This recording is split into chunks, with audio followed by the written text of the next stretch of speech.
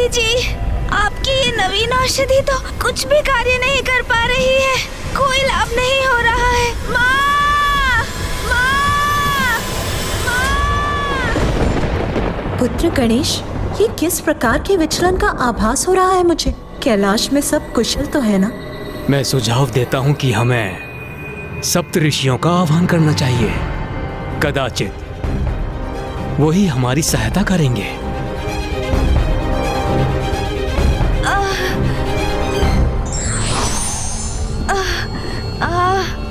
गणेश जी को शीतल करने हेतु हमें एक ढांचे का निर्माण करना होगा।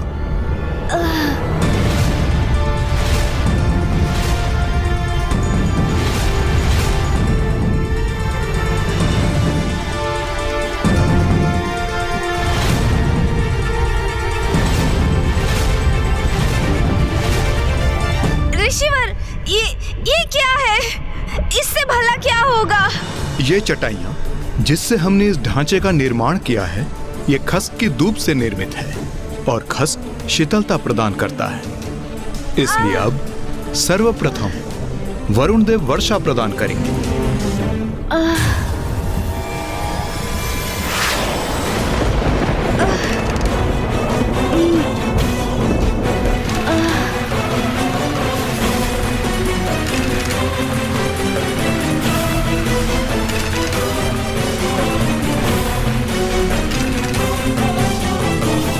अब इस पर मैं शीतलता के स्रोत गुलाब जल का छिड़काव करूंगा।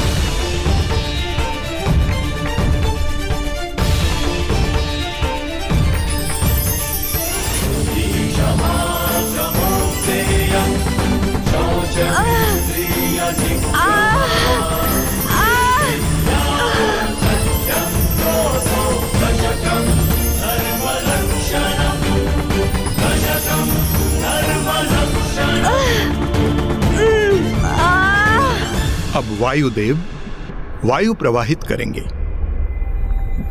अब गुलाब जल और वायु खस के चटाई से होकर आपको स्पर्श करेंगे, तो इससे आप अवश्य शीतल होंगी।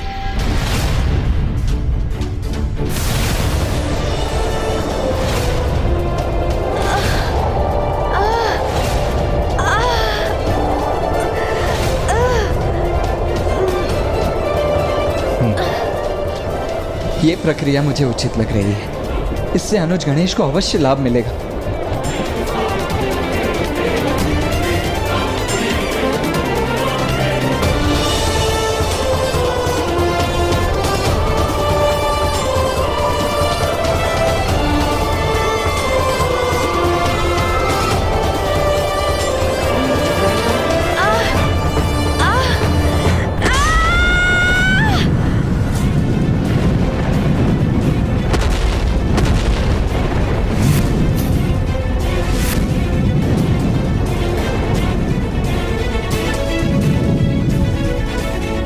गणेश जी के शरीर से निकलने वाले अग्नि ने तो नीम के वृक्ष को भी जला दिया।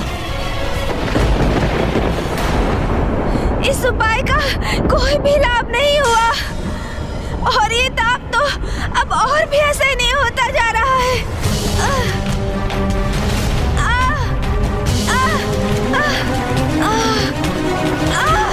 अत्यंत पीड़ा हो रही है मुझे। अब और सहन नहीं कर पा रहा हूँ मैं। भीतर का ताप बढ़ता ही जा रहा है।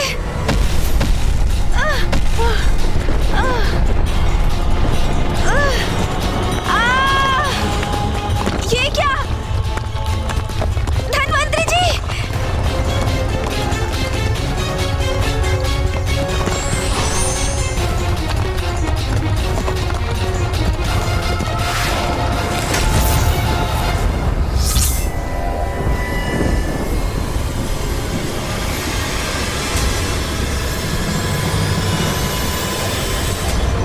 मेरे कारण धन्वंतरी जी भूमि में धंसते जा रहे थे।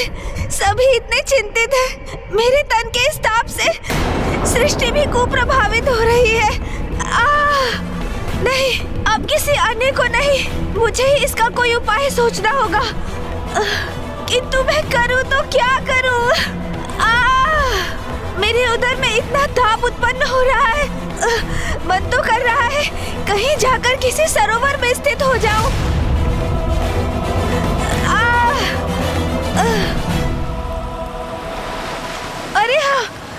हो गया मुझे समाधान। मैं सरोवर में ही स्थित हो जाऊंगा।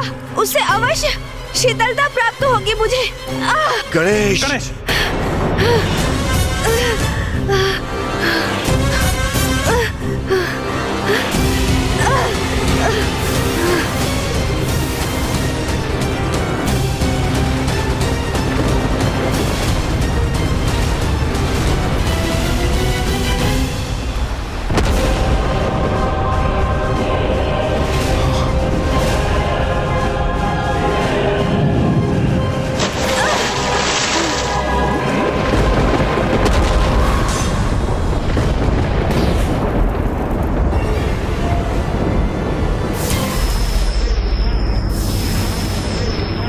सरोवर के जल की शीतलता से तत्काल उपचार मिल रहा है मुझे। अब मुझे कुछ समय यहीं रहना चाहिए, फिर मैं अवश्य पूर्ण रूप से शीतल हो जाऊंगा।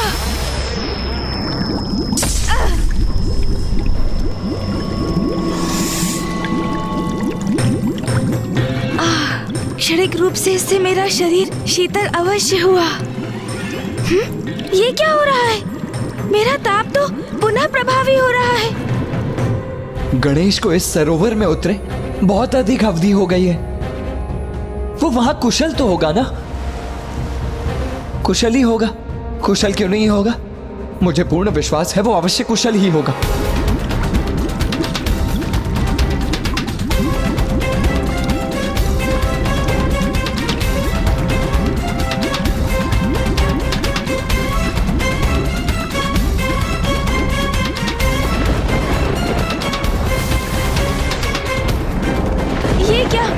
जल में विचरण करने वाले जलचर तो मेरे शरीर के ताप से तड़प उठे हैं। मृत्यु हो रही है उनकी। नहीं, मैं अपने कारण इन जलचरों के प्राण संकट में नहीं डाल सकता।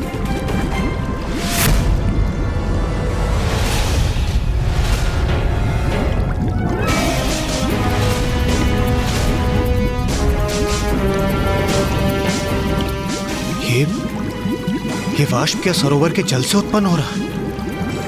तो क्या सरोवर के जल का तापमान भी बढ़ चुका है?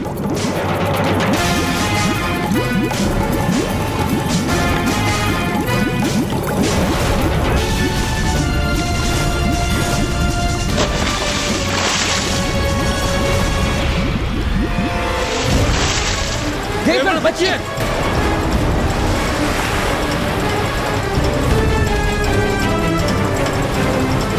यदि ये जल का बहाव हमारे ऊपर आ गया तो हमें तो अपने साथ बहाकर ही ले जाएगा।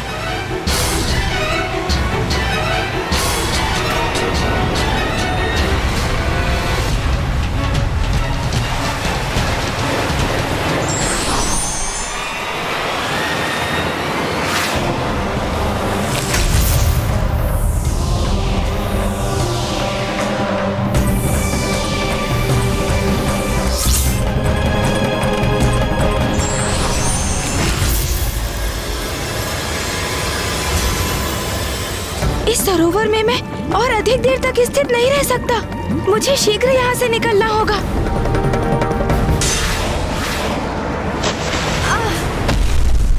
गणेश! भैया, पिताश्री, स्थिति अब नियंत्रण से बाहर जा रही है। सरोवर के शीतल जल से भी कोई लाभ नहीं मिला मुझे। मैं उमा को सूचित किए बिना ही कैलाश से चला आया। अब तक उन्हें मेरी अनुपस्थिति का अनुमान हो चुका होगा। पुत्र कार्तिक और पुत्र गणेश भी अभी तक नहीं लौटे। अवश्य चिंतित होंगी वो। अब मुझे उन्हें सूचित करना चाहिए। क्या सूचना देना चाहते हैं आप नाथ?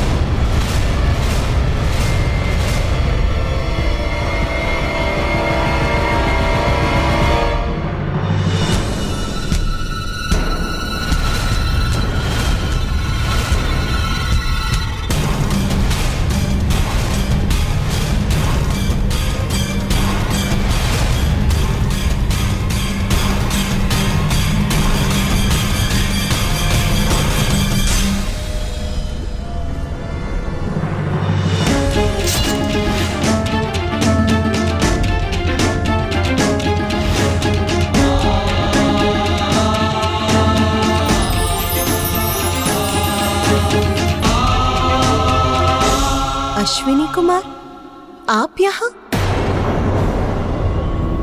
और गणेश? गणेश कहाँ है?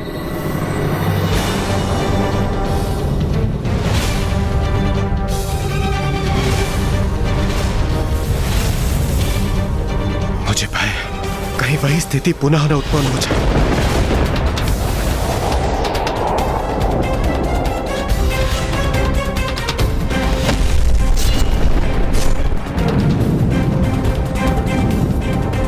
ये क्या, माता तो यहीं चली आई। यदि इन्हें ज्ञात हो गया कि गणेश जी की पीड़ा से हमने ही इन्हें अवगत नहीं कराया तो उनके क्रोध के भाजन हम मरेंगे।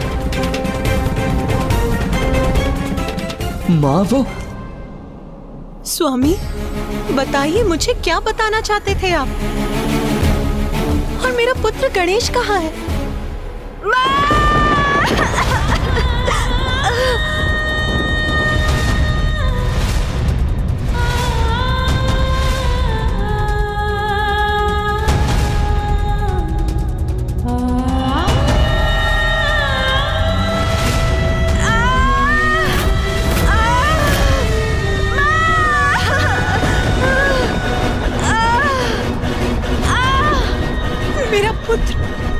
मेरा पुत्र गणेश इस अवस्था।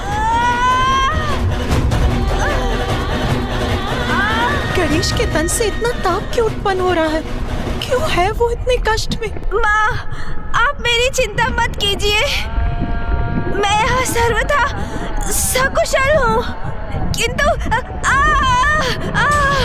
पुत्र,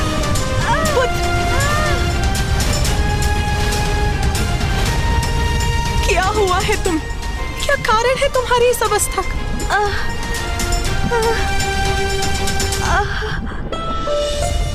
अच्छा पुत्र, कुछ मत कहो। सर्वप्रथम तुम ही स्थान ग्रहण करो। आओ पुत्र, बैठो।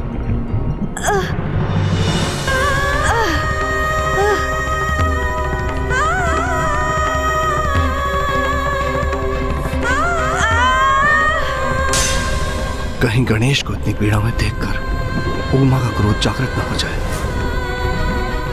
माँ, मैं सर्वथा कुशल हूँ, बस उधर में थोड़े ताप का अनुभव हो रहा है।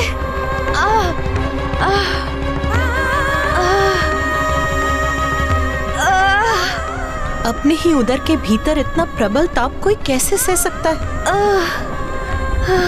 मेरा पुत्र यहाँ इस ऊर्जा से तप रहा है और मुझे ज्ञात भी नहीं। उमा,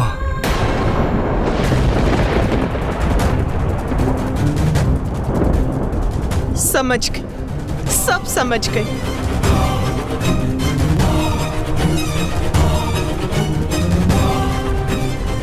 मैं समझ गई कि मेरे पुत्र ने उस अग्नि और लावा रूपी असुर अर्णलासुर को निगल लिया है, इसीलिए वो इस अवस्था में है। किंतु मैं ये नहीं समझ सकी कि आप सब प्रबल प्रतापी देवताओं के होते हुए मेरे पुत्र को ही उसका वध क्यों करना पड़ा? जिसका भय था वही हुआ। माता हम सब पे कुपित हो रही है। वो गणेश जी की स्थिति के लिए हमें उत्तरदायी मान रही है।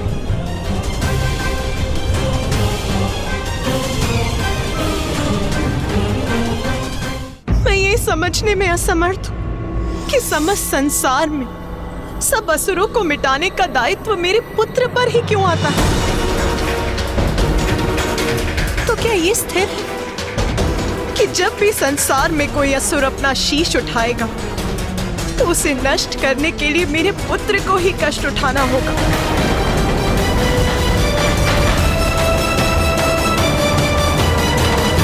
माँ, क्रोधित मत होइए आप। इसमें देवताओं का कोई दोष नहीं। मैं तो स्वयं यहाँ आया था अपने परम भक्त बालक सुबोध की रक्षा करने, माँ।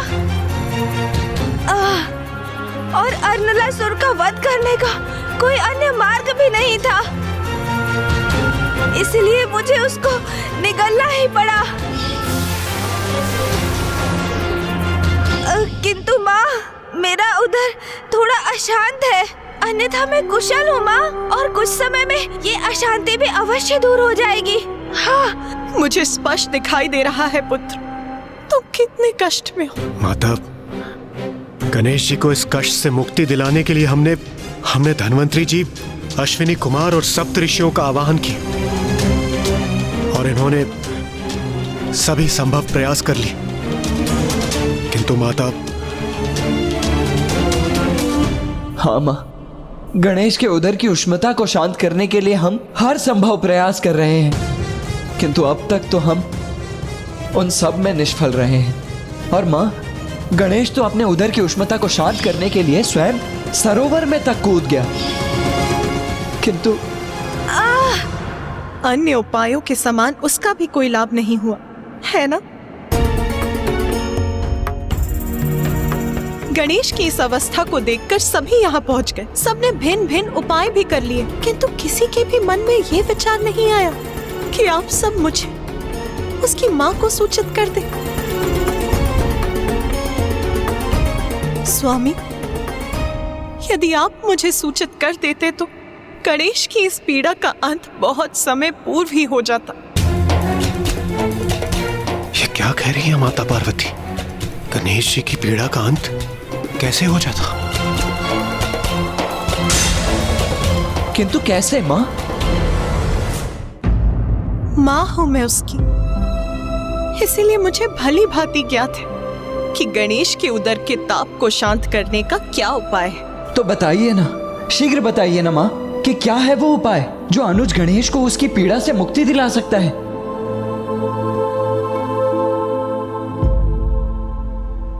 दुर्वा धूप, दुर्वा धूप, दुर्वा धूप।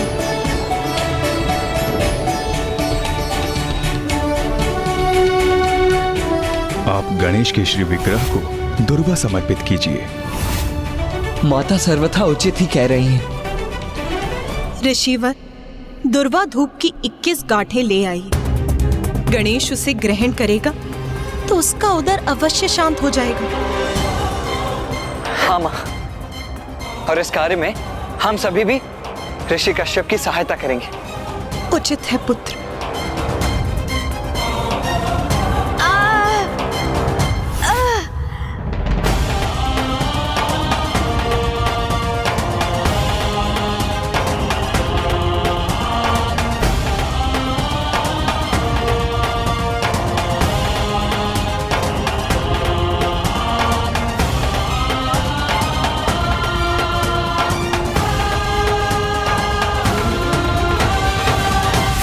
ऋषिवर, कृपया ये दुर्वा गणेश को ग्रहण करवाइए।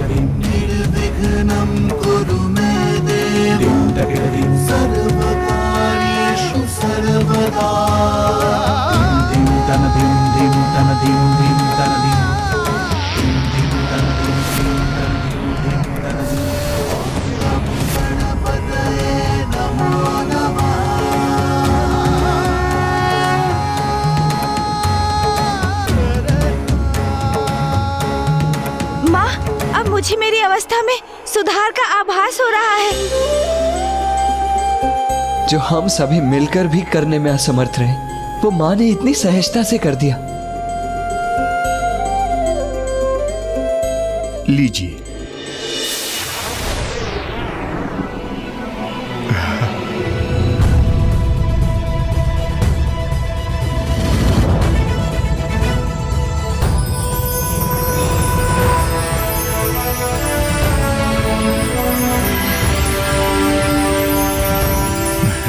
धन्य।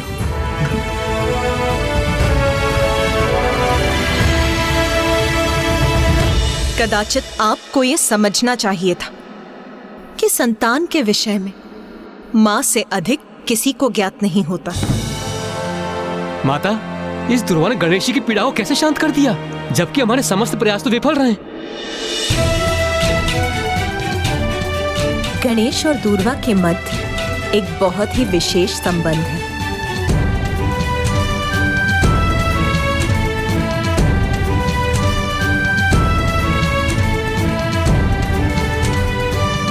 कभी छोटी से छोटी वस्तु वो चमत्कार कर जाती है जो बड़ी से बड़ी वस्तु नहीं कर पाती। इसीलिए हमें किसी को तुच्छ नहीं समझना चाहिए। माँ, ये कैसी चमत्कारी धूप थी? अश्विनी कुमार, धनवंतरी जी और सप्तऋषियों की सभी विशेष औषधियाँ जहाँ विफल हुई, वहीं इस धूप ने मुझे पूर्ण रूप से कुशल कर दिया। ये कैसे संभव हुआ माँ? हाँ माँ, मुझे स्मरण है। श्री महागणपति जी ने हमें ये तो अवश्य बताया था कि धूप के उपयोग से गणेश शांत हो जाएगा, किंतु उन्होंने इसके पीछे का कारण उजागर नहीं किया था। ये कोई साधारण धूप नहीं है पुत्र, ये तो एक भक्त की ईश्वर के प्रति उसके प्रेम की शक्ति से परिपूर्ण है। भक्त के ईश्वर प्रेम की, उसकी भक्ति की शक्ति माँ? हाँ पुत्र, एक कन्या थी जिसका नाम था दूर्वा। दूर्वा, दूर्वा।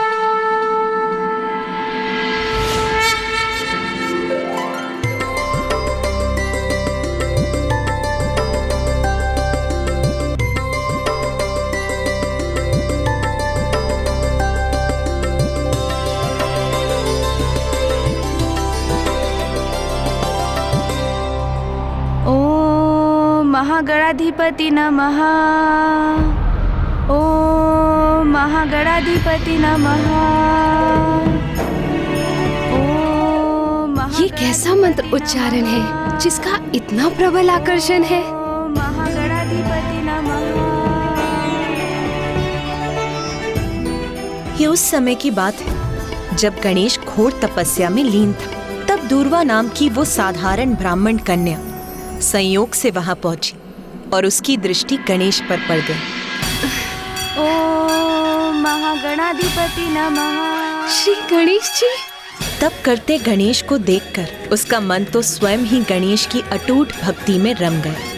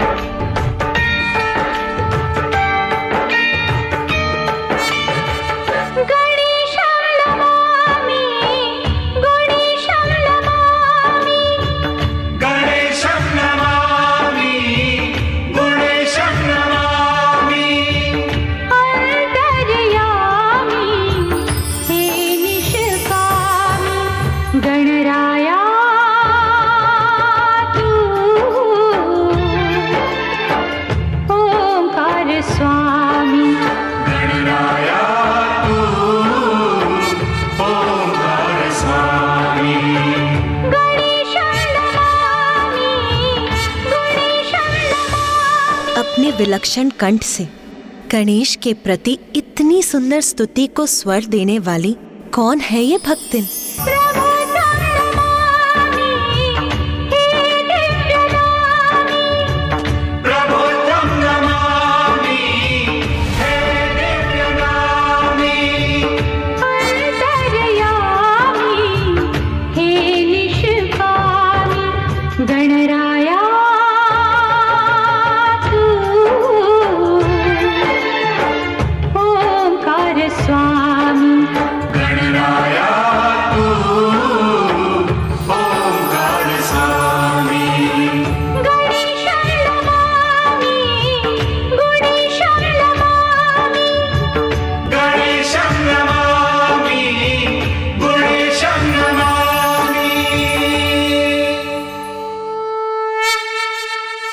पुत्री दूर्वा,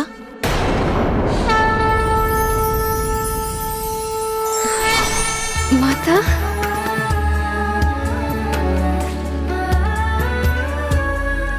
माता।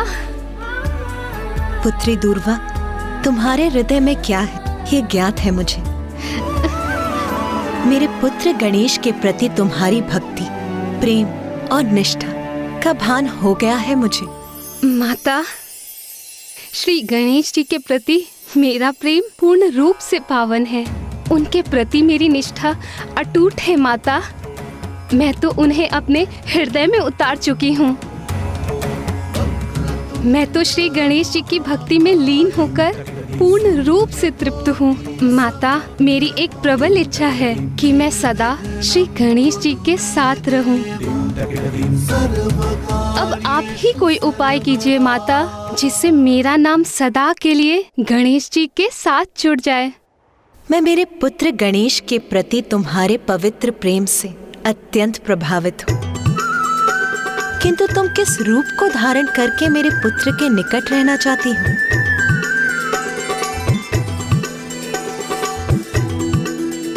माता, श्री गणेश जी का हृदय तो इतना बड़ा है कि वो तो तुच्छ से तुच्छ वस्तु को भी स्वीकार कर उसे सम्मान देते हैं। इसीलिए माता, आप मुझे तुच्छ धूप का रूप प्रदान कर दीजिए। यदि मेरी भक्ति सच्ची है तो एक ना एक दिवस श्री गणेश जी की दृष्टि मेरे इस तुच्छ रूप पर भी अवश्य पड़ेगी और मेरा नाम सदा के लिए श्री गणेश जी से जुड़ जाएगा। तथास्तु, तथास्तु, तथास्तु।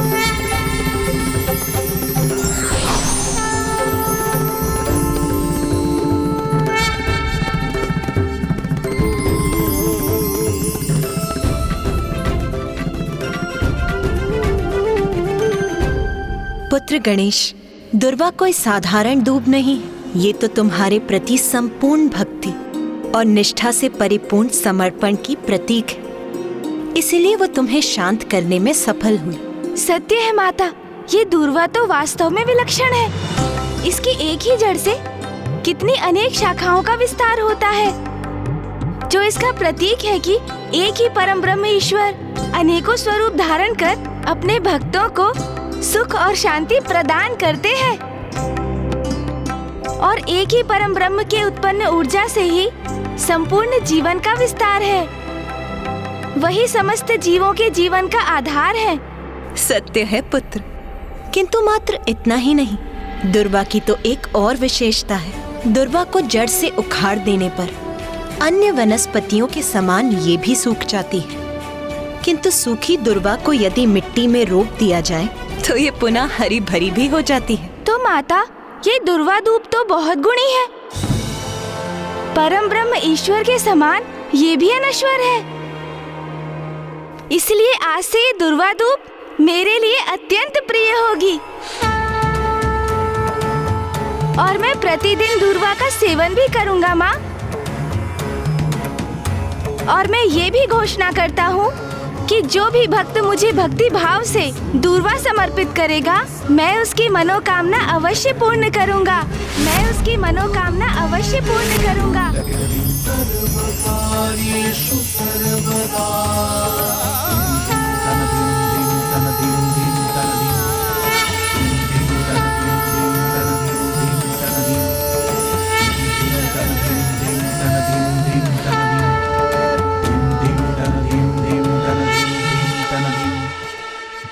आप धन्य हैं गणेश जी।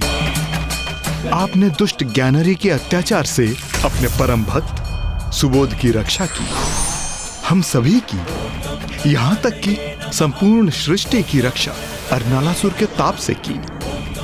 और अब आपने अपनी भक्ति ने दुर्वा की भी मनोकामना पूर्ण कर दी। उसकी भक्ति और निष्ठा का सुफल प्रदान कर दिया आपने।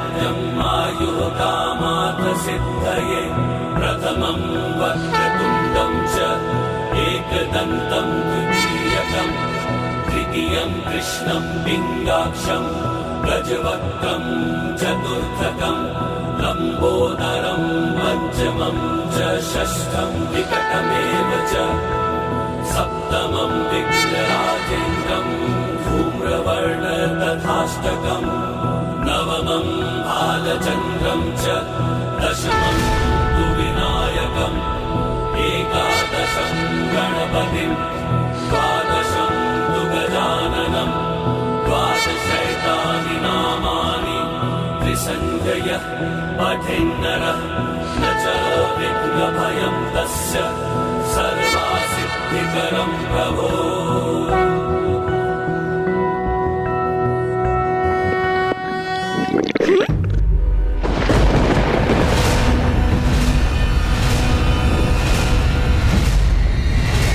हरलासुर को निकलने के कारण कहीं पुनः कोई संकट तो उत्पन्न नहीं होने जा रहा।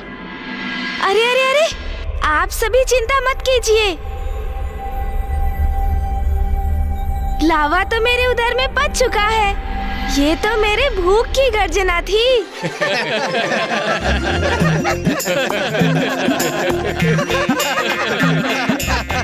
माँ, बहुत भूख लगी है और यहाँ का कार्य भी तो संपन्न हो चुका है।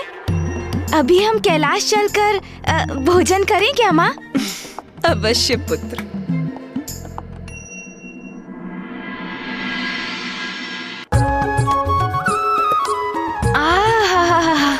वाह माँ, आनंद आ गया। मेरा विजय भोज तो बहुत ही स्वादिष्ट था।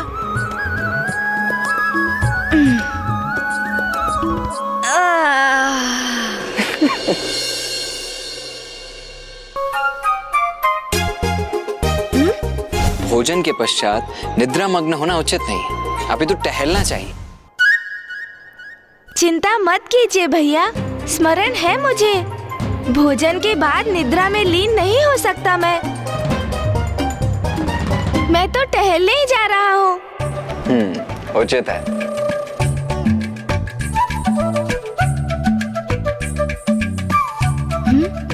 अरे, कुछ मोदक अभी भी शेष है। मैं ये ले लेता हूँ।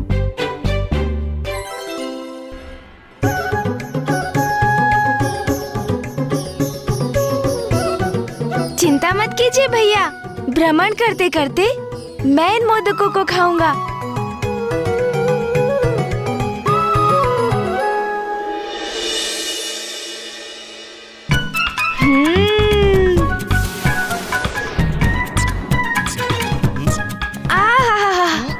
आनंद ही आ गया। माँ के हाथों की स्वादिष्ट मोदक और कैलाश पर्वत की शीतल पवन। वाह, आनंद आ गया। क्यों मूषक जी? मोदक का तो आपको ही क्या थे स्वामी, मैं तो मात्र वायु खा रहा हूँ। ओह, मैं कभी कभी कितना विचार शून्य हो जाता हूँ ना। मैंने आपसे तो पूछा तक नहीं। तो प्रभु को स्मरण हुई है कि मोदक मुझे भी प्रिय है, किंतु अभी तक प्रभु ने पूछा ही नहीं। कोई बात नहीं प्रभु, तो आप पूछ लीजिए। मुझे खेद है मूषक जी, आपको इतनी भारी टोकरी उठानी पड़ी। किंतु लीजिए, अब मैं शीघ्र इन मोदकों को खाकर इस टोकरी का भार कम कर देता हूँ, ताकि आप भी सरलता से भ्रमण कर सके।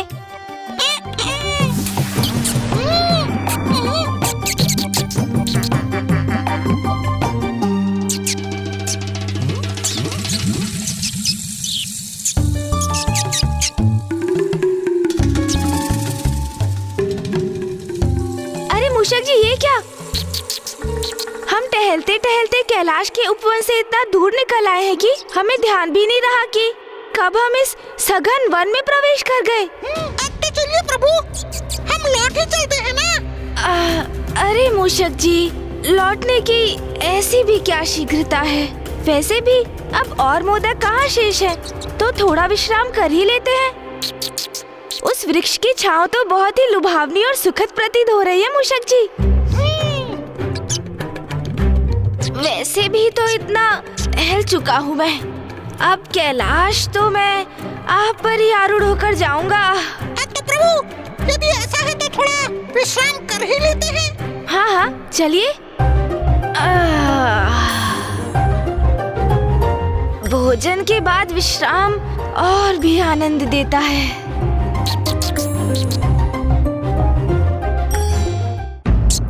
प्रभु, विश्राम अवस्था में आप कुछ कथा ही सुना दीजिए ना मुझे, जो बहुत ही रुचिकर हो और मेरा मनोरंजन भी हो जाए प्रभु। हाँ हाँ, क्यों नहीं। किंतु कहीं भूत प्रेत की कथा सुनकर आप भयभीत तो नहीं हो जाएंगे ना मूषक जी? अरे कहाँ प्रभु, आपके लिए इतने भयानक असुरों का सामना किया है, तो मात्र कथा मुझे कहाँ भयभीत कर सकेगी?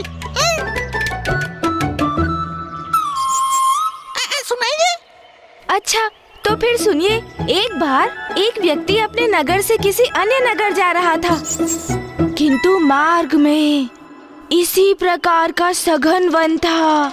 ऐसा ही वन प्रभु? हाँ मूषक जी, हाँ ऐसा ही, पूर्ण रूप से ऐसा ही निर्जन वन, जहाँ दूर दूर तक कोई नहीं था, कोई वन्य पशु भी नहीं। कोई भी नहीं? किंतु क्यों प्रभु? क्योंकि मूषक जी वो वन शापित था। शापित? हाँ हाँ मूषक जी, शापित। आप तो ऐसे सहम गए हैं कि आप मेरी कथा से भयभीत हो रहे हैं मूषक जी। नहीं नहीं नहीं प्रभु, मैं और भयभीत नहीं, आप कथा सुनाइए ना, मैं तो सुन रहा हूँ। अच्छा तो फिर सुनिए।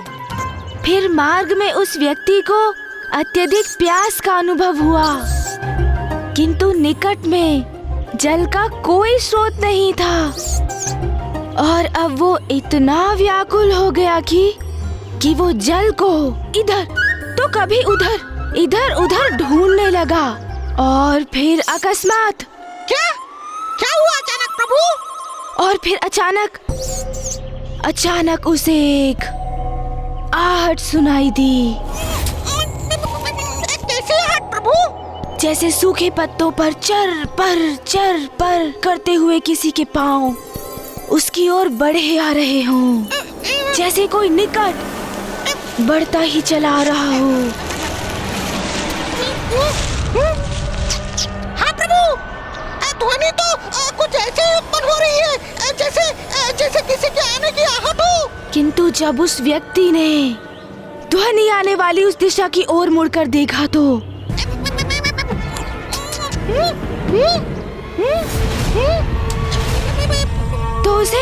उसे कुछ भी दिखाई नहीं दिया। फिर क्या हुआ प्रभु? मूषक जी, उसे दिखाई कोई नहीं दे रहा था, किंतु आहट सुनाई दे रही थी, और वो पदचाप निरंतर उसके निकट आती जा रही थी। और तभी जैसे जलते केशों की गंध उसकी नासिका में पड़ी। जलते हुए केशों की गंध? हाँ, जब भूत पिशाच निकट आते हैं तो ऐसी ही गंध आती है मूषक जी। और तभी क्या हुआ प्रभु? और तभी उस व्यक्ति को वहाँ भूमि पर पांव के चिन्ह दिखाई दिए। किंतु विचित्र बात ये थी कि एक पांव का चिन्ह सीधा था और दूसरा उल्टा मूषक जी। क्या प्रभु? एक सीधा एक उल्टा? अच्छा समझ गया, वो दो व्यक्ति होंगे जिन दोनों का संयोगवश एक ही गांव होगा। उनमें से एक जा रहा होगा और दूसरा आ रहा होगा। नहीं मूषक जी, दोनों पांव और उनके चिन्ह एक ही व्यक्ति के थे। ये कैसे संभव है प्रभु? संभव है मूषक जी, अवश्य संभव है, क्योंकि भूत पिशाच का एक पांव सीधा होता है तो एक पांव उल्टा। अच्छा, तो फिर प्रभु? और फिर अचानक से वायु का तीव्र प्रवाह उत्पन्न हुआ। साय साय, और देखते ही देखते उस वायु प्रवाह ने बवंडर का रूप धारण कर लिया।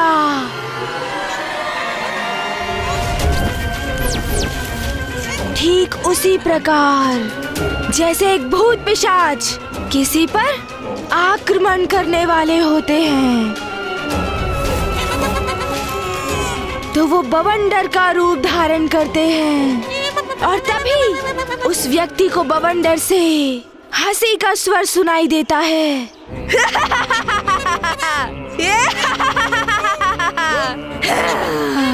और फिर बवंडर ने उसे उठाकर पटक दिया मूषक जी।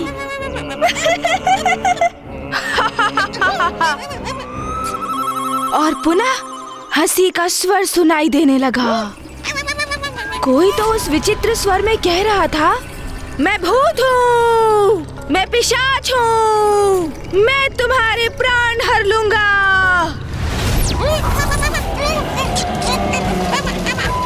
मुझे ऐसा क्यों प्रतीत हो रहा है? जो प्रभु कह रहे हैं वो यहीं पे हो रहा है।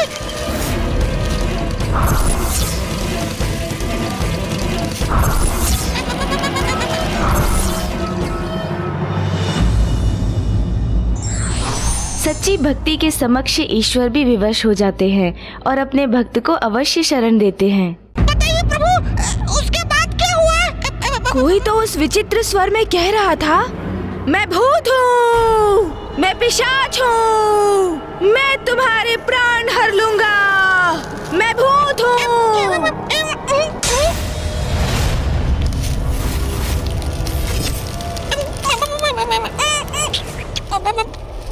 और फिर वो व्यक्ति यथाशीघ्र वहाँ से भागा। मूषक जी,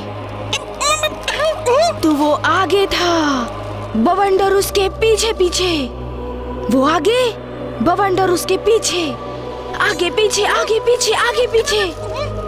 वो भागा जाए, बवंडर उसके पीछे पीछे, आगे पीछे आगे पीछे आगे पीछे।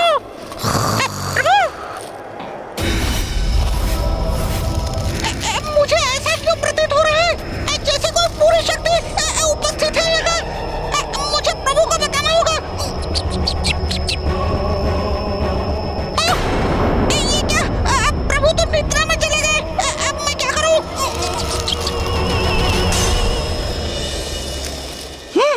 अब सब कुछ शांत हो गया। अब मुझे कदाचित भयभीत नहीं होना चाहिए। प्रतीत होता है वो मेरा भ्रम था, किंतु प्रभु से मुझे वो भूत पिशाच की कथा नहीं सुननी चाहिए थी।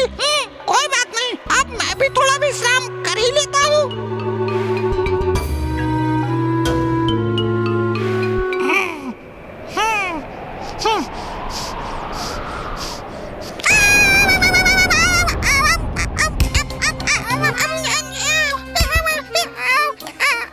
इसमें इतना भयभीत होने की क्या बात है भला? इससे गिरा एक पत्ता ही तो है ये। और वैसे भी जहाँ स्वयं प्रथम पूज्य गणेश जी हैं, वहाँ मुझे सताने कोई भूत प्रेत भला कैसे आ सकता है? तब भ्रम ही है। कदाचित मुझे प्रभु से वो भूत पिशाच की कथा सुननी ही नहीं चाहिए थी। पुनः विश्राम करता हूँ।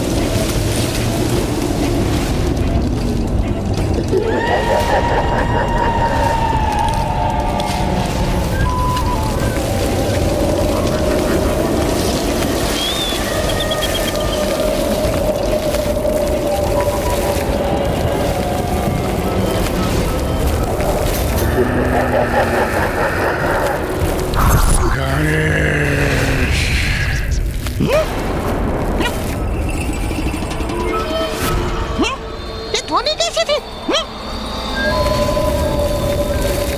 मैं व्यर्थ चिंता कर रहा हूँ। ये तो मात्र वायु का प्रवाह है, किंतु इससे उत्पन्न भय से मुझे प्यास लग गई है। किंतु एकाकी जाने का साहस नहीं हो रहा है। मुझे प्रभु के जागने की प्रतीक्षा करनी चाहिए। हे प्रभु! माँ के हाथ के मोदक, आहा, आनंद आ गया। वाह, प्रभु ने तो निद्रा में ही अपने भूख प्यास मिटा ली। प्रतीत होता है अब मुझे एकाकी ही जाना होगा। मैं हूँ प्रभु का वाहन मूषक, एक कुशल धावक, एक वीर योद्धा।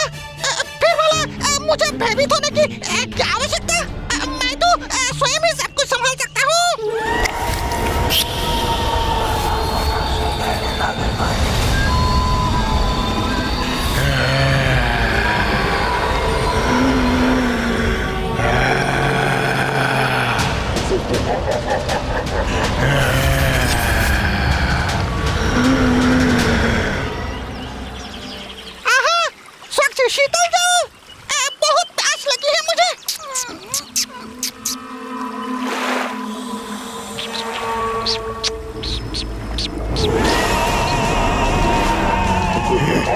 ये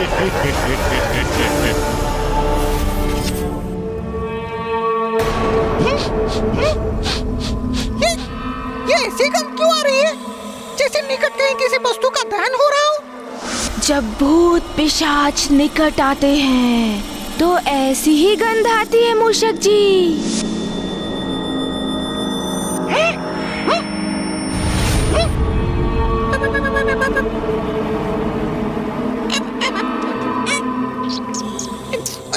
ये क्या हो गया है मुझे? मुझे अपनी इस कल्पनाशीलता को विश्राम देना चाहिए।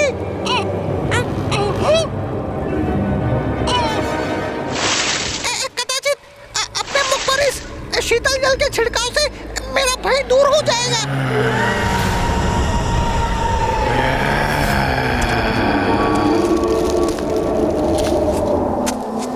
जैसे प्रभु की कथा में हुआ था वैसा ही यहाँ भी हो रहा है क्या?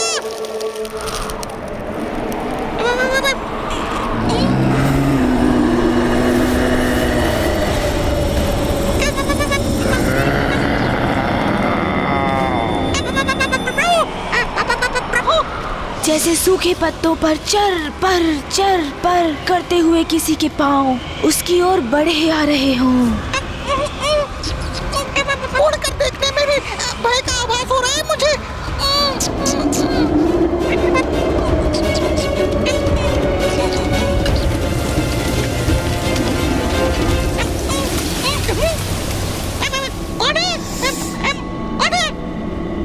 कोई नहीं, मुझे शीघ्र प्रभु के निकट पहुंच जाना चाहिए। वहीं सुरक्षित रहूंगा मैं।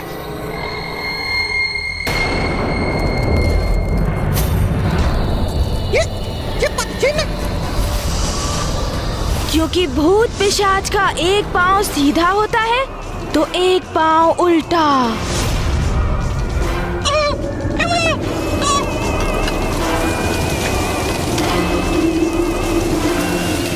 और फिर अचानक से वायु का तीव्र प्रवाह उत्पन्न हुआ। ये तो वही हो रहा है जैसे प्रभु की कथा में हो रहा था। और देखते ही देखते उस वायु प्रवाह ने बवंडर का रूप धारण कर लिया।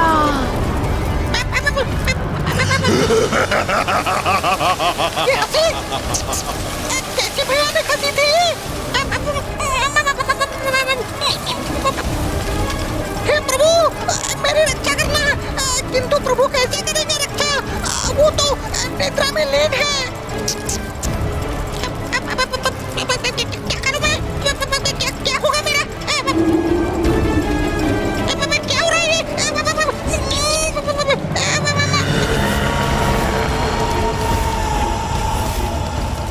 कहीं मुझे तो प्राण संकट में तो नहीं?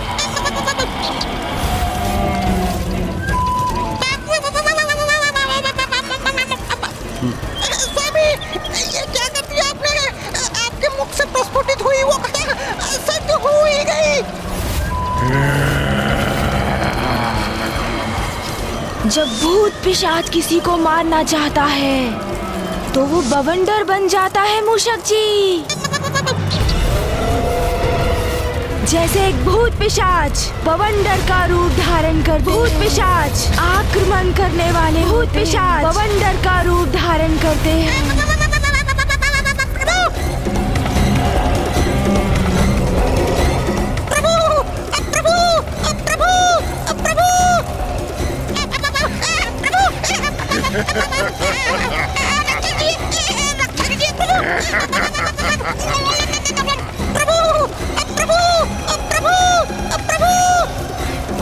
ये बवंडर तो मेरा पीछा ही कर रहा है, जैसे मेरा आंधी करना चाहता हूँ।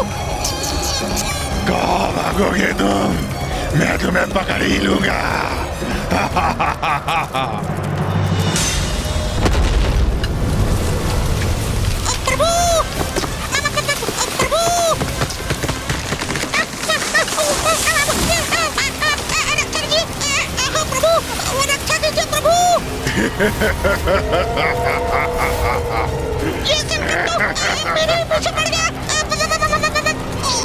कितना भागोगे तुम? मैं पकड़ ही लूंगा तुम्हें। आज तो मूषक गए प्राण से।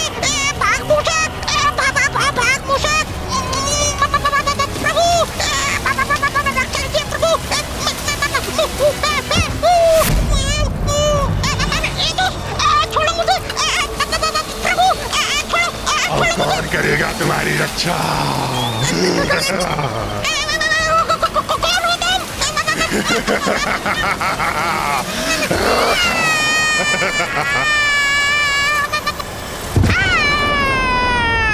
मूषक जी, थोड़ी देर और विश्राम करने दीजिए ना।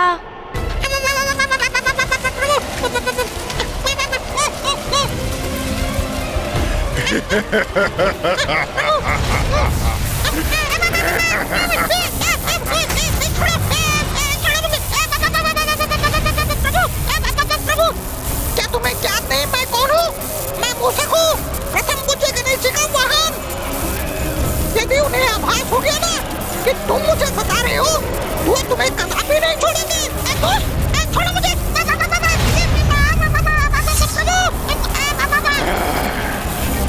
इतनी सरलता से कहीं नहीं जाने दूंगा तुम्हें। ज्ञात है मुझे कौन हो तुम, ये भी ज्ञात है कौन है तुम्हारा प्रभु, इसीलिए तो सता रहा हूँ तुम्हें। अरे इसे ज्ञात है, मैं प्रभु का वाहन हूँ, फिर भी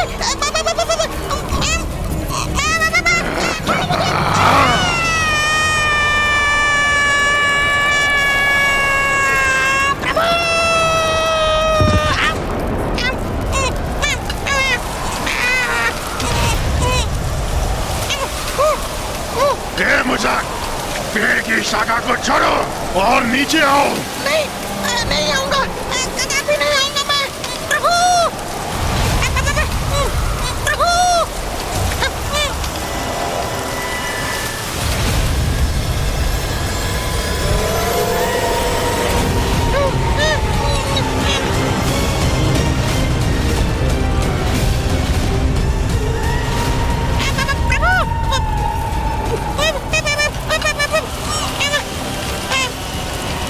तो सब कुछ निकलता हुआ मेरी ओर ही बढ़ रहा है।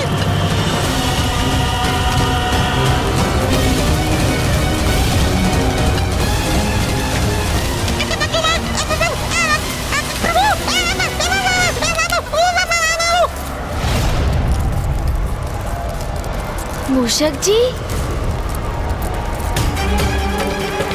मूषक जी कहाँ चले गए? और मुझे ऐसा क्यों प्रतीत हुआ जैसे मूषक जी मुझे पुकार रहे हैं?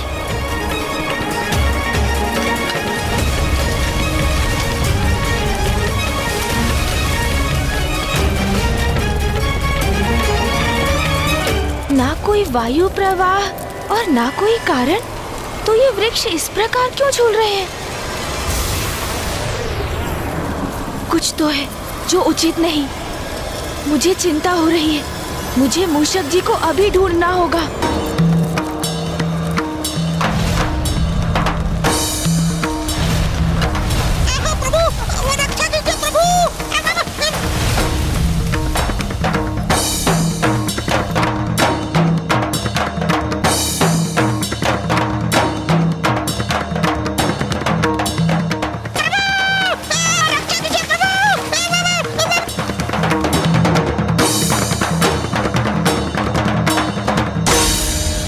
इतना विनाश, जैसे कि प्रकृति तो तहस नहस ही हो गई है। ऐसा क्यों प्रतीत हो रहा है जैसे कि यहाँ पर कोई भीषण बवंडर उत्पन्न होकर सर्वनाश कर गया है। मुझे मूषक जी को ढूंढना होगा। मूषक जी, मूषक जी, मूषक जी, कहाँ हैं आप?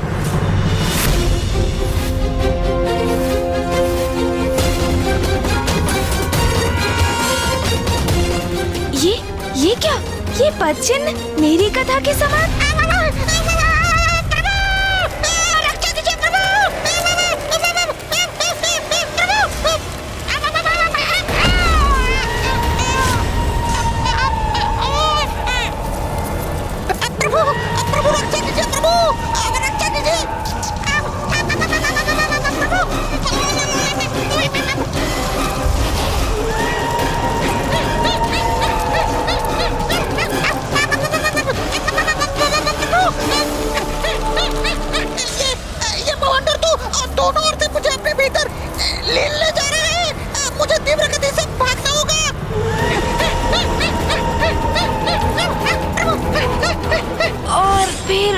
व्यक्ति यथाशीघ्र वहाँ से भागा मूषक जी।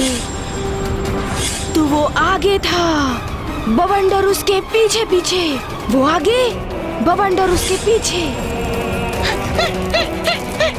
प्रभु, आप कहाँ हैं प्रभु? इस बवंडर से कैसे अपनी रक्षा करूँ अब मैं? रुको, कहाँ भाग रहे हो तुम? भागो मूषक!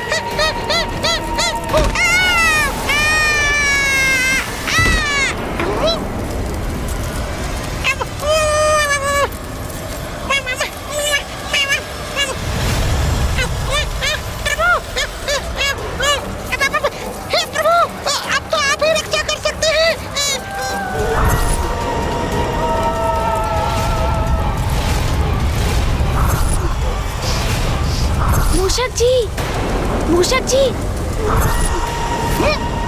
प्रभु!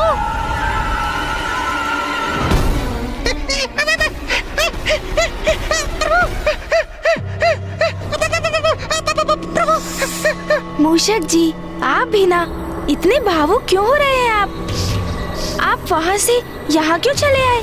मैं तो वही था आराम पूर्वक, किंतु मूषक जी आप इतना कंपित क्यों हो रहे हैं? आपको बवंडर पीछे मेरे जैसे आपके भूत पिशाच कथा में था प्रभु। वो मेरे पीछे मैंने देखा, भूत पिशाच को देखा मैंने, मेरा अंत करने का प्रयास कर रहा था प्रभु। मूषक जी, मुझे ज्ञात है कोई तो भूत पिशाच अवश्य है जो आपको सता रहा है, और इसका आभास मुझे भी हुआ है मूषक जी। किंतु कोई बात नहीं, अब मैं संभालता हूँ मूषक जी। उस भूत या पिशाच को उचित पाठ पढ़ाऊंगा मैं। अरे ये क्या मूषक जी, आप भी भूत पिशाच की रट लगा रखे हैं। मैंने कहा ना मूषक जी, भूत पिशाच का कोई अस्तित्व नहीं, आप व्यर्थ में ही भयभीत हो रहे हैं, और ये सब मनगढ़ंत कल्पना से उपजा हुआ गल्प है। नहीं प्रभु, भ्रम नहीं था मेरा, कोई तो भूत पिशाच अवश्य था। किंतु मुझे तो नहीं हुआ, तो मैं कैसे स्वीकार कर लूं कि भूत पिशाच का कोई अस्तित्व है मूषक जी? मैंने उस विशाल बवंडर के भीतर उसकी छवि भी देखी थी प्रभु, मेरा विश्वास कीजिए। पिशाच मनगढ़ंत है, कल्पना से उपजे कल्प है। अच्छा, मैं अब तुम्हें आभास करवा देता हूँ कि भूत पिशाच क्या कर सकते हैं।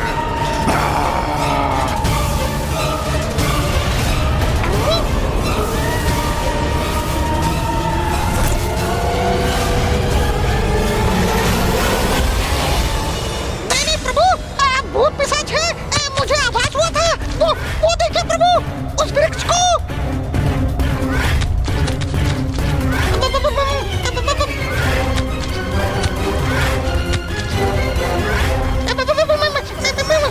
क्या हो रहा है?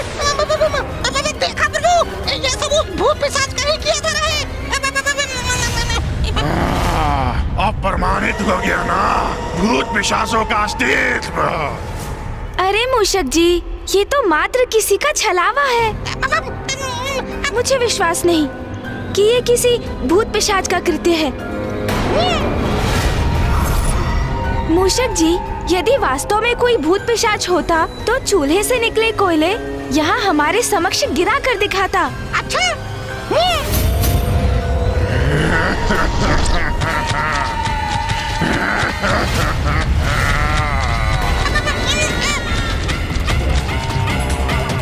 ये देखिए प्रभु, ये देखिए। अब तो विश्वास हो गया ना आपको प्रभु, भूत नहीं किया ये। यदि सत्य में कोई भूत पिशाच है तो उसके द्वारा चूल्हे से निकले कोयले को पुनः लुप्त करके दिखाए, तभी मैं मानूंगा।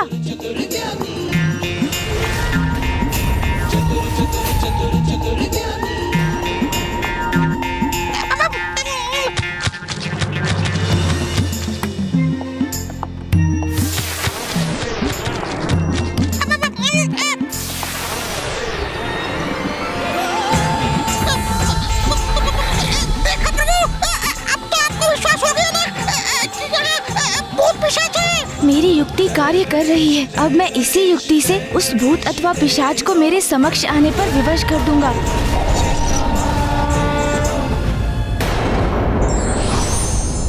ईश्वर की प्रत्येक कथन के पीछे कोई ना कोई संदेश अवश्य होता है।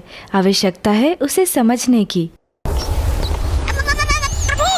इतना कुछ देखने के पश्चात अब तो आपको विश्वास हो गया ना प्रभु कि यहाँ कोई भूत पिशाच है? अभी भी संदेह है मूषक जी, ये किसी भूत पिशाच का कृत्य नहीं है। मूषक जी, जैसे चूल्हे से निकले कोयले पूर्व में अकस्मात आए थे, वैसे ही लुप्त भी हो गए। और जहाँ तक पत्तों से वृक्ष के जुड़ाव की बात है, ये भी किसी का छलावा ही है। नहीं नहीं, मुझे ये विश्वास नहीं कि ये किसी भूत पिशाच की शक्ति ने किया है।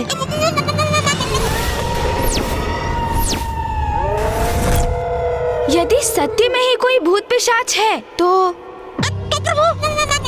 वो उस वृक्ष के मध्य में से, उस नन्ही छिद्र से चट्टान निकाल कर दिखाए। वो छिद्र, क्या कह रहे हैं प्रभु? इतने नन्हे से छिद्र से इतना विशाल छत्ता कैसे?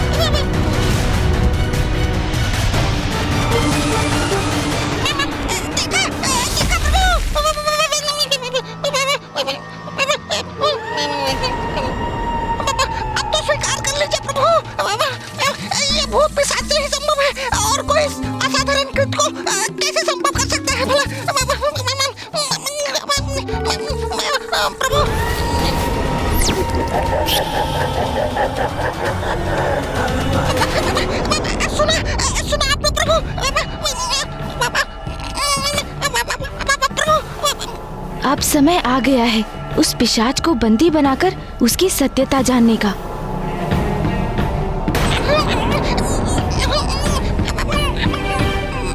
चलिए, उचित है, यदि कोई भूत पिशाच है तो इस पोटली के भीतर प्रवेश कर दिखाए।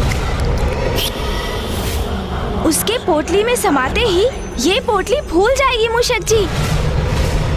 हाँ, फिर मैं भी मान लूंगा। वो आएगा प्रभु, देख लीजिएगा।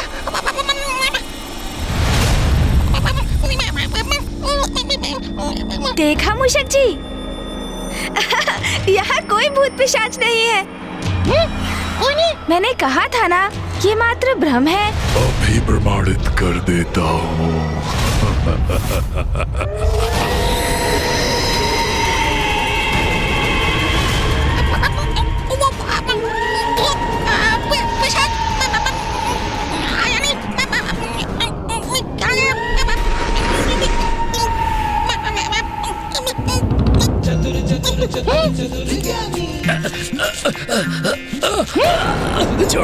ये लीजिए मूषक जी, जो भी भूत पिशाच था और जिसने आपको कष्ट पहुंचाया, उसे हमने इस पोटली में बंद कर दिया है। मुक्त करो। अरे छोड़ो, छोड़ो मुझे, बाहर आने दो, मुझे बाहर आने दो, छोड़ो। नहीं प्रभु, उसे बाहर कदापि मत आने दीजिएगा प्रभु। बाहर तो तुम्हें तभी आने दूंगा जब तुम बाहर आकर हमारे समक्ष अपना वास्तविक रूप उजागर करोगे। उचित है, मैं तुम्हें दिखाऊंगा अपना वास्तविक रूप। छोड़ो, उसे मुक्त मत कीजिएगा।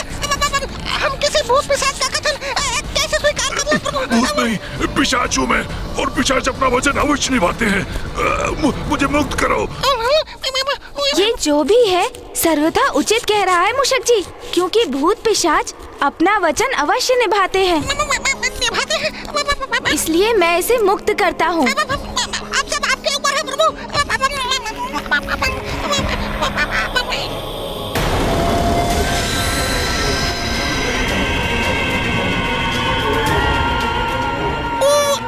किधर गया पिशाच, किधर गया?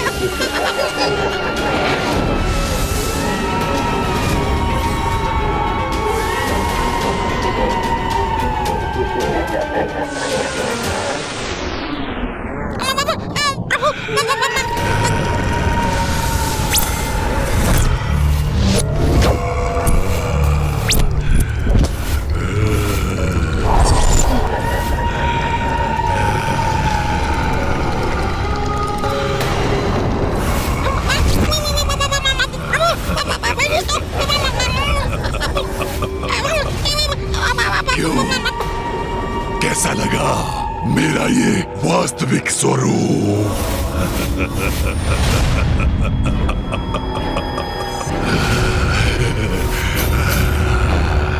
और ये भी ज्ञात कर लो, मैं जैसा हूँ उसका कारण तुम हो। तुमने ही मुझे इस भयंकर कुरूप स्वरूप में परिवर्तित किया है। मैंने? वो कैसे? रुक जाओ दुष्ट! कुमार कार्तिकेय जी! भैया यहाँ और इतने क्रोध में? मेरे भ्राता को हानि पहुंचाने आए हो तुम? मैं तुम्हारा अंत कर दूंगा।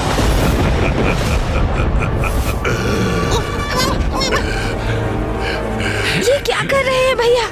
ये पिशाच अपनी अवस्था के लिए पूर्व में ही मुझे उत्तरदायी मान रहा है और अब भैया इस पर आक्रमण करने जा रहे हैं।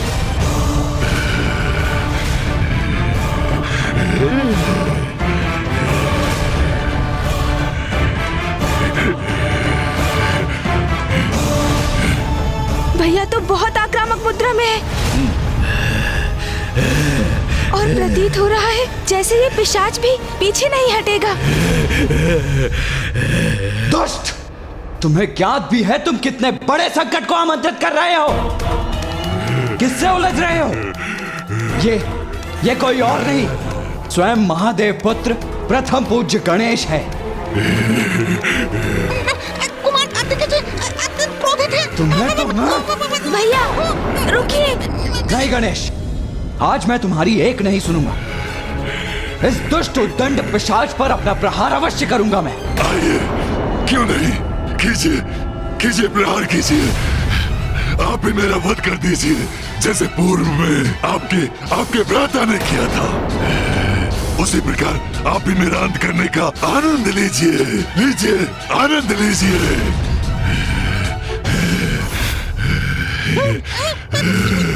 गणेश के हाथों इसका अंत हुआ था?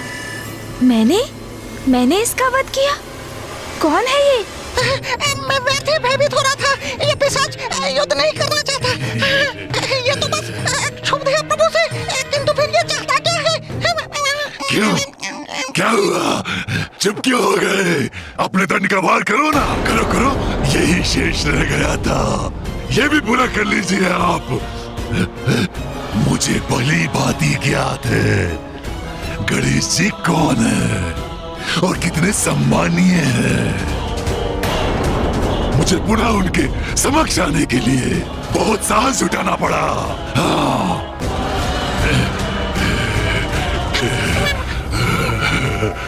कौन है ये पिशाच? किंतु पिशाच, तुम तो मेरे पीछे पड़े थे, मुझे क्यों हाथ करना चाहते थे तुम? पिशाच हूँ, कुछ तो अवश्य सताऊंगा ना। और वैसे भी मैं ये सब कुछ गणेश जी का ध्यान अपनी ओर आकर्षित करने के लिए कर रहा था।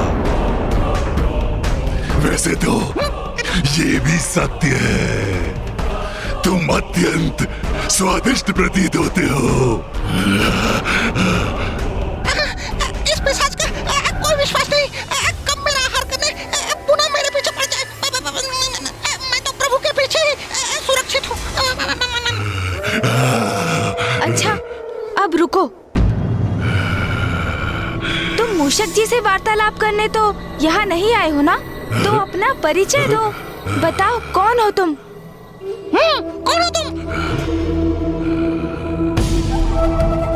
मैं अपना परिचय अवश्य दूंगा गणेश जी, किंतु उसके पूर्व आपको मुझे एक वचन देना होगा कि आप मेरी सहायता करेंगे।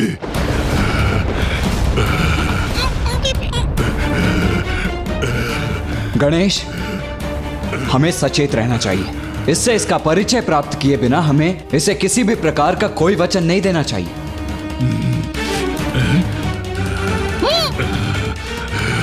भैया, मुझसे सहायता प्राप्त करना यदि इसके लिए आवश्यक नहीं होता तो ये इस प्रकार यहाँ आकर मुझसे सहायता की गुहार नहीं लगाता भैया।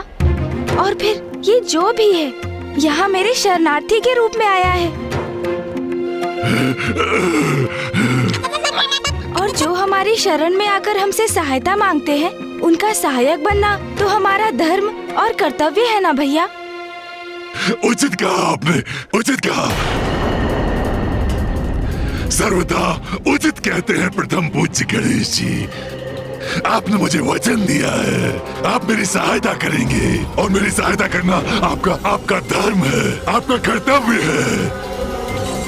इसीलिए तो मैं आपसे आपका वचन मांग रहा हूँ कि आप मेरी सहायता करेंगे, आप मुझे निराश नहीं करेंगे।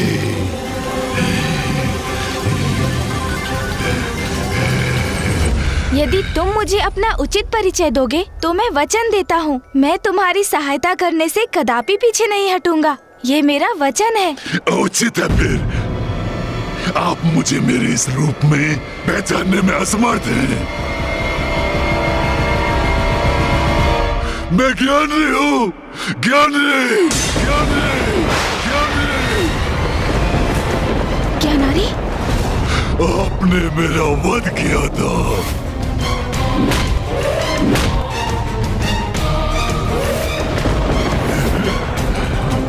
ज्ञानारी?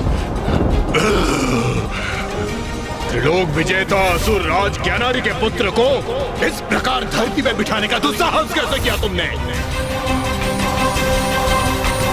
इतना अहंकार था मुझे अपने बल पर। स्वयं को संसार का नवीन ईश्वर घोषित किया था मैंने। अब देखिए, देखिए मुझे, उसके परिणाम स्वरूप क्या दुर्दशा हो गई है मेरी। तुम जिस योग्य थे वही परिणाम हुआ है तुम्हारा। अपने पापों के कारण ही ऐसी अवस्था हुई है तुम्हारी। उसके लिए तुम गणेश को दोष नहीं दे सकते। मैं कहाँ गणेश जी को दोष दे रहा हूँ कुमार कार्तिकेय। मैं तो मात्र इतना कह रहा हूँ कि गणेश जी ने मेरा वध किया और मेरे दुष्कर्मों के कारण मेरे पुत्र ने मेरे अंत के पश्चात मेरा अंतिम संस्कार और श्राद्ध नहीं किया।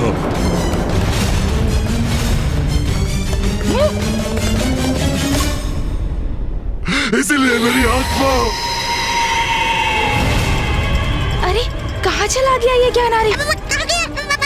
ये दुष्ट अचानक अदृश्य क्यों हो गए? कदाचित हमें सावधान रहना चाहिए।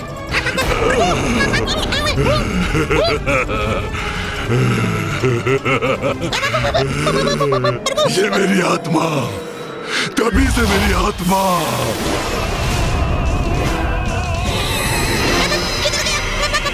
और इसी प्रकार भटकते भटकते मैं पिशाच बन गया हूँ।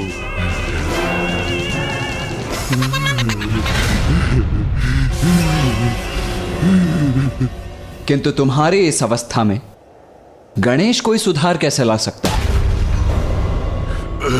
मेरा वध? मेरा वध? वो प्रथम पूज्य है, वो अवश्य कुछ कर सकते हैं। वो जब तक ऐसा नहीं करेंगे मैं नहीं जाऊंगा यहाँ से। आप दोनों के निकट भटकता रहूंगा। ये कैसा विचित्र संकट बनकर हमारे पीछे पड़ गया है? संकट नहीं कुमार कार्तिकेय, पिशाच। बस वही आपके पीछे पड़ा है। तुम्हें चिंता करने की कोई आवश्यकता नहीं है ज्ञानारी।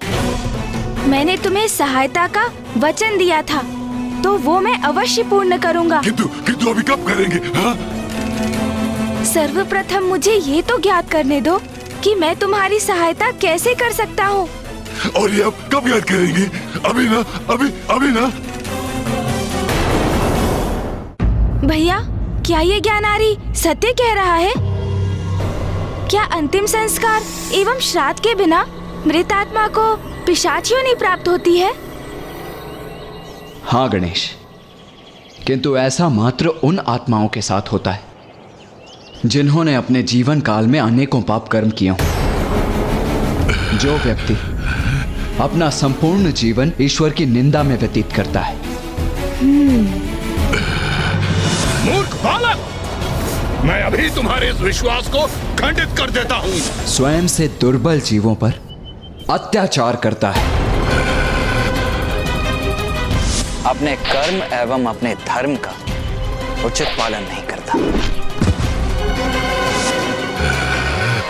चौर्य कर्म करता है, असत्य वचन बोलता है, स्वयं के चरित्र के पतन का उत्तरदायी होने के साथ साथ वो अन्य सभी के साथ भी दुराचार का व्यवहार करता है।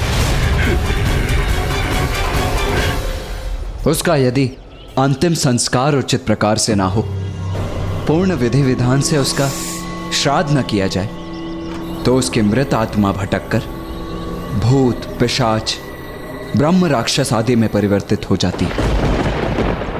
अब तो आपको कुमार कार्तिकेय के इन वचनों से सब कुछ स्पष्ट हो गया प्रभु। अब मुझे शीघ्र मुझे मुक्ति दिलाइए। मैं आपका शरणागत हूँ प्रभु। मुझे दिया वचन पूर्ण कीजिए प्रभु, पूर्ण कीजिए अपना वचन प्रभु। ज्ञानरी, यदि तुमने पूर्व में ही गणेश की प्रभुता को स्वीकार कर उसकी शरणागत हो गए होते, तो आज तुम्हें इतने कठिन समय का सामना नहीं करना पड़ता। भैया, ये पिशाच योनि में क्यों है, ये तो मुझे स्पष्ट हो गया है, किंतु अब ज्ञानारी को मुक्ति कैसे प्राप्त होगी, उसका भी तो उपाय सुझाइए।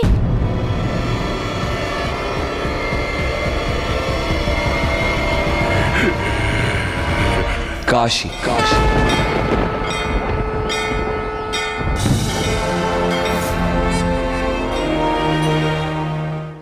एकमात्र काशी ही वो पुण्य स्थली है जहां ये संभव है। मोक्षदायिनी काशी में तो सभी को मोक्ष प्राप्त हो जाता है। उचित है भैया, तो आप ये भी बताने की कृपा करें कि काशी में ऐसा क्या विशेष है।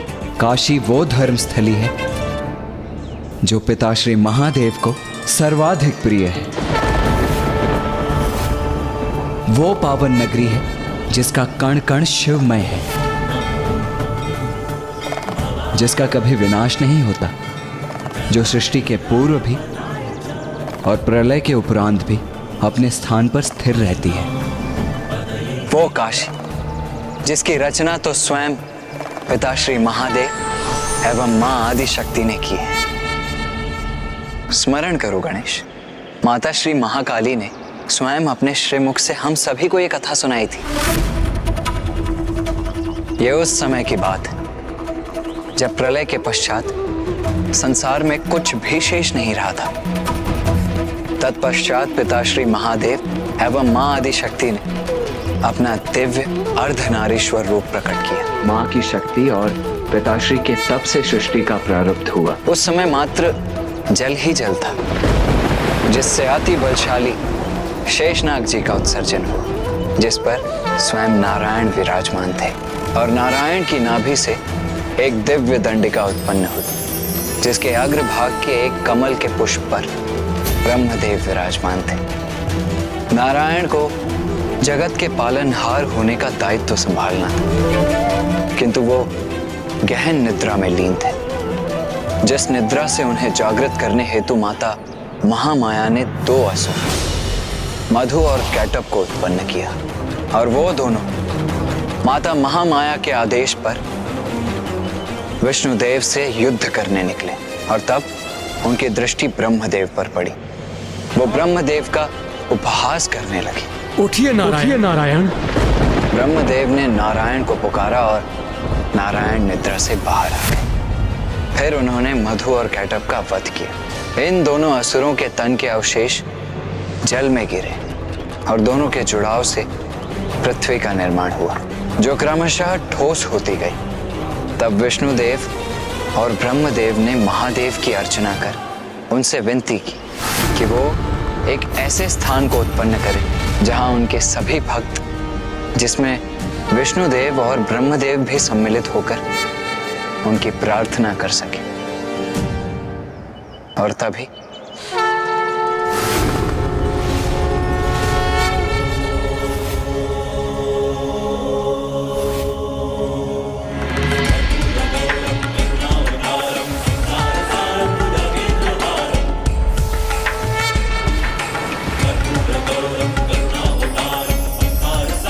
और इस प्रकार महादेव ने काशी को उत्पन्न किया,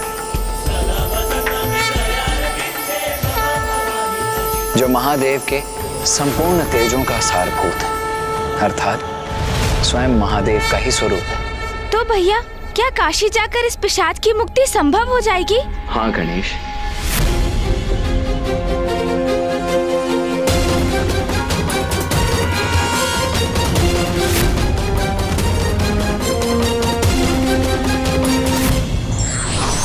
ईश्वर जीवन देते हैं तो मुक्ति का मार्ग भी परस्त करते हैं, किंतु प्राणी का कर्म उसकी मुक्ति का द्वार खोलता है।